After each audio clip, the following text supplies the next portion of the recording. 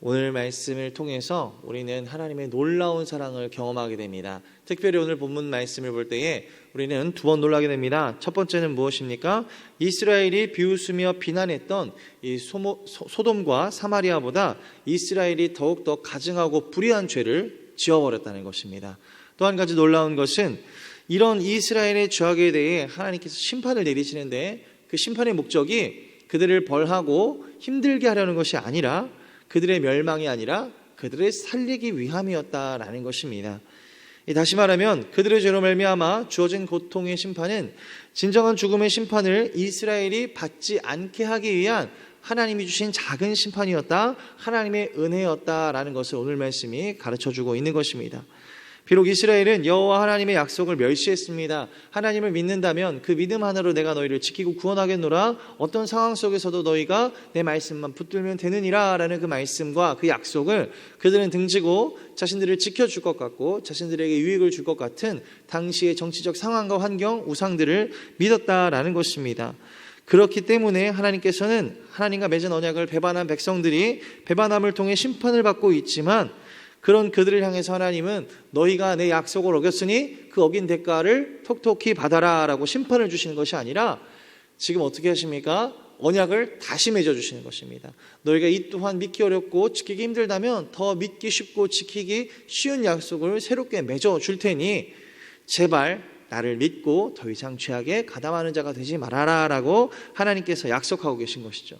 이것은 얼마나 하나님이 이스라엘 백성을 사랑하시고 우리를 사랑하시는가, 당신을 믿고 의지하는 자들을 이토록 사랑하셔서 어떻게 구원에 이르게 하시는가를 우리는 깊이 있게 깨달을 수 있게 됩니다. 오늘 말씀을 통해 우리의 약함에도 당신의 강함을 통하여 붙드시고 인도하시는 하나님의 은혜를 경험하시고 그 은혜를 통하여 오늘 하루도 승리하는 거룩한 새벽이 될 수 있기를 주님의 이름으로 간절히 소망합니다. 첫 번째는 나의 약함을 부끄러워하지 않아야 한다라는 것입니다. 사람은 가장 두려워하는 것이 무엇이냐? 때로는 생명보다 더 중하게 여기는 것이 명예입니다. 다시 말하면 나의 죄됨과 나의 연약함과 드러내기 싫은 부분이 드러나는 것, 내가 보여주기 싫은 것들이 보여지는 것을 어떤 사람들은 생명보다 더 귀히 여기고 그만큼 힘들어한다라는 것이죠. 우리가 잘 알듯이 소돔과 사마리아 사람들의 죄악은 결국 가볍지 않았습니다. 성경에서 죄악의 대표로서 쓰이는 단어를 볼 때 소돔이라는 도시가 쓰인 것을 보면 그들의 죄악이 성경에서 가장 큰 죄악임을 우리는 알 수 있죠. 그런 죄악을 대표하는 소돔보다 지금 이스라엘이 더 큰 죄악을 지었다라는 것은 하나님께서 분노하실 뿐만 아니라 이 세상을 멸절하실 수 있는 이유와 근거가 되는 것입니다. 그래서 그들은 포로로 끌려가고 심판을 받게 되었죠. 그런데 하나님께서 이스라엘과 지금 어떻게 하고 계십니까? 새롭게 약속하고 계시다라는 것입니다. 에스겔 16장 55절 말씀을 보시면 내 아우 소돔과 그의 딸들이 옛 주의를 회복할 것이요 사마리아와 그의 딸들도 그의 옛 주의를 회복할 것이며 너와 내 딸들도 너희 옛 지위를 회복할 것이니라. 아멘. 너희는 불행해질 것이니라, 힘들어질 것이니라, 그 죄값을 반드시 겪어내야 될 것이니라 라고 말씀하신 것이 아니라 힘들지, 그러나 그 속에 회복이 있을 것이고 내가 너희를 붙듦이 있을 것이고 이 시간은 잠깐일 것이니 이 가운데 내가 계획한 깨달음을 깨달아라라고 하나님께서 지금 말씀하고 계시다라는 것이죠. 연약한 죄인인 인간의 입장에서 볼 때 이것은 얼마나 큰 하나님의 사랑이고 은혜이고 우리가 든든함을 느끼게 되는지 정말 말로 표현할 수 없는 하나님의 은혜의 구절입니다. 그런데 우리는 한 가지 의문을 갖게 되는 것이죠. 그것은 무엇입니까? 그냥 용서해 주셔도 되는데 그렇게 사랑하신다면 이 심판을 주시지 않고 다시 한번 엄히 말씀하시며 굳이 심판을 경험하지 않고 어려움을 경험하지 않고 다시 한번 기회를 주시면 되는데 왜 이런 심판이라는 시간을 주셨는가라는 질문입니다. 그러나 이것은 우리가 분명하게 가져가야 될 오늘 말씀의 핵심인 것이죠. 이유는 두 가지입니다. 첫 번째는 이 회개를 통한 구원의 역사는 하나님에게서부터 시작되지만 그 끝맺음은 누구에게 하나님이 주권을 주셨냐? 바로 인간, 한 개인, 다시 말하면 나 자신이라는 것입니다. 하나님이 아무리 크신 은혜와 사랑을 주시고 그 은혜를 베풀어 주셔도 하나님이 우리를 창조하시고 우리를 사랑하시고 우리를 다스리시는 분이십니다라는 사실을 내 입술로 고백하지 않고 내 스스로 믿음을 선포하지 않으면 하나님이 주시는 선물이 내 것이 될 수 없고 하나님이 주시는 구원이 내 것이 될 수 없고 그 은혜를 받아 누릴 수 없다라는 것이죠. 두 번째는 무엇입니까? 우리가 그 구원을 받아들이려면 받아들이기 위한 마음의 계기와 동기가 우리 안으로부터 시작돼야 된다는 것입니다. 하나님이 너 이 마음 가져라, 구원받을 마음 가져라 해서 갖는다면 그것은 우리에게 자유의지를 주신 이유가 없고 구원을 선물로 주신 이유가 없는 것입니다. 우리가 기쁨으로 받고 우리가 주체적으로 받을 때 그것이 선물이 되는 것이고, 심지어 그 죄악을 지어서 죄의 삭신 사망을 받게 된 주체자도 바로 우리였기 때문이라는 것이죠. 오늘 말씀을 통해서 우리가 기억하기 소망하는 것은 하나님 우리에게 작은 심판을 주신다라는 것, 이 때때로 우리가 지은 죄, 우리가 행한 행동에 대한 값을 우리가 스스로 경험하게 하신다라는 것은 오히려 하나님 우리를 살리시기 위한, 구원을 받게 하시기 위한, 은혜를 누리게 하시기 위한 하나님의 선물이다라는 것입니다. 왜일까요? 그 작은 심판들을 주시면서 우리더러 깨닫게 하시는 것입니다. 죄의 값이 이렇게 무거운 것이구나. 우리가 하나님을 잠깐 등지고 떠나 사는 삶이 이토록 괴롭고 힘들고 슬픈 결과를 낳게 되는 것이구나. 그리고 또 한 가지 깨닫게 되는 것이죠. 그렇기 때문에 내가 믿고 의지해야 될 것은 세상도 아니고 내가 의지했던 어떤 나의 의나 사람과 관계가 아니라 바로 누구시다? 유일하신 여호와 하나님 한 분이시구나. 그 믿음 하나만으로 우리를 살리시는 분이 하나님이시구나라는 것을 깨닫게 하신다라는 겁니다. 그래서 그 작은 심판이라는 고난 동안 우리는 하나님의 은혜와 은총을 깨닫게 되어서 하나님을 다시금 선택하게 하고, 그로 말미암아 작은 심판의 깨달음을 통해서 큰 멸절, 영원한 지옥이라는 큰 심판을 우리로 하여금 피하게 하시고 구원을 다시금 받게 하시는, 구원의 자리로 인도하시는 하나님의 놀라운 역사다라는 것이죠. 그래서 우리에게 잠깐의 어려움과 우리의 삶에 대한 그 죄에 대한 값을 우리가 경험하고 있다면 하나님을 원망할 것이 아니라 하나님께 감사하고 나의 삶을 돌아보며 하나님이 깨닫게 하신 것들을 깊이 있게 깨달으시는 귀한 은혜의 시간들이 될 수 있기를 주님의 이름으로 간절히 소망합니다. 그런데 그 시간이 쉽지 않은 것이 무엇입니까? 나의 수치가 드러나고 부끄러움이 드러나는 시간이기 때문이다라는 것이죠. 오늘 말씀에 에스겔 16장 54절 말씀을 보시면 내가 내 수욕을 담당하고 내가 행한 모든 일로 말미암아 부끄럽게 하리니 이는 내가 그들에게 위로가 됨이라. 아멘. 반드시 너의 죄에 대한 그 일은, 너가 행한 죄에 대한 값은 너와 나만 은밀하게 아는 것이 아니라 반드시 그 값으로서 수면 위로 드러날 것이다 라고 하나님이 말씀하시는 것이죠. 그런데 그것이 뭐라고 말씀하십니까? 내가 그들에게 위로가 됨이라. 나의 수치가 드러나고 나의 연약함이 드러나는 그 순간, 정말 목숨을 잃는 것보다 더 수치스러운 그 시간이 오히려 누군가에게 위로가 되고 더 나아가 나에게 나를 살리는 위로가 된다라고 하나님이 말씀하시는 것이죠. 실제로 이스라엘의 수치는 오늘 말씀의 본문인 소돔과 사마리아 사람들에게 위로가 됐습니다. 우리를 비웃더니 잘됐다 이스라엘아 라는 그런 위로가 아닙니다.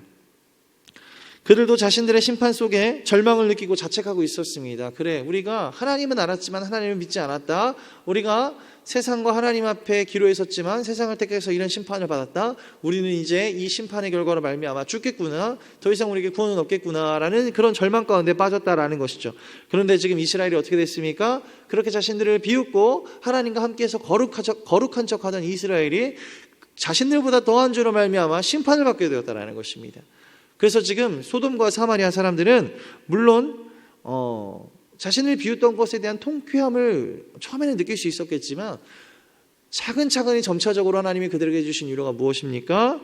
너희들에게도 구원이 있다. 내가 택한 이스라엘 백성이라 그래서 내가 그들을 특별히 사랑하고 그들을 특별히 사면하여 주는 그러한 사적인 관계가 아니다. 나는 이스라엘을 선택했고 이들을 통하여 나를 드러내기 위한 것이다. 너희에게도 구원이 있고 너희에게도 회복이 있을 것이다 라는 소돔과 사마리아에게 영적인 회복이라는 희망과 위로를 하나님이 주셨다라는 것입니다.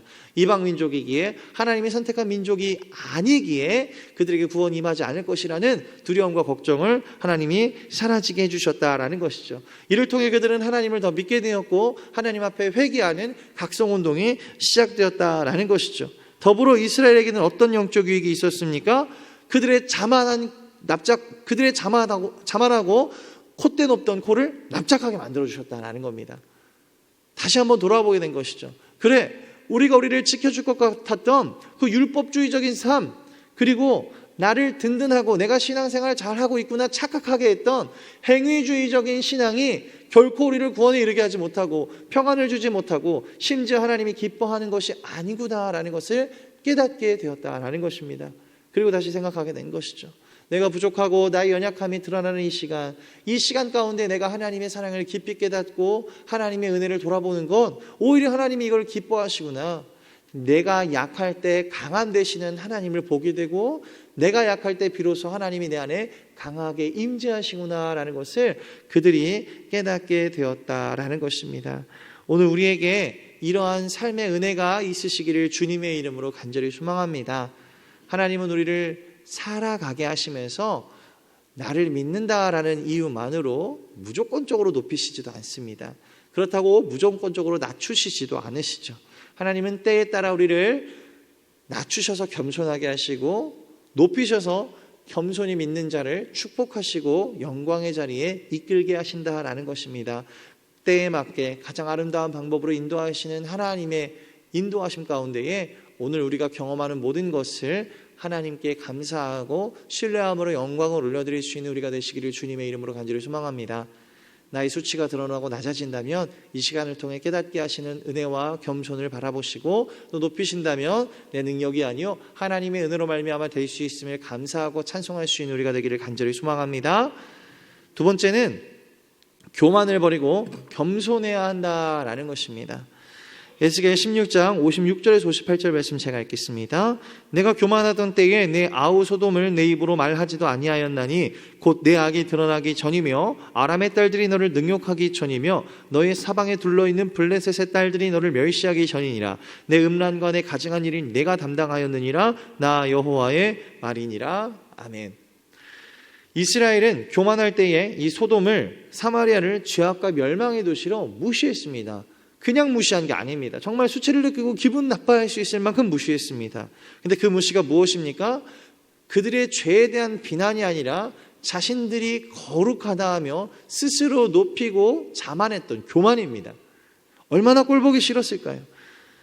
그들의 심지어 성전이 있는 예루살렘은 하나님이 임하시는 곳이기 때문에 어떤 수단과 방법을 쓰더라도 결코 멸망할 수 없다라는 그러한 교만과 착각 속에 살았습니다. 하나님의 성전이 우리한테 있는데 우리가 어찌 멸망할 것인가? 우리는 아무리 죄악을 지어도 멸망할 수 없다. 왜? 하나님을 선택했고 하나님이 거하시는 성전이 예루살렘 안에 있기 때문이다.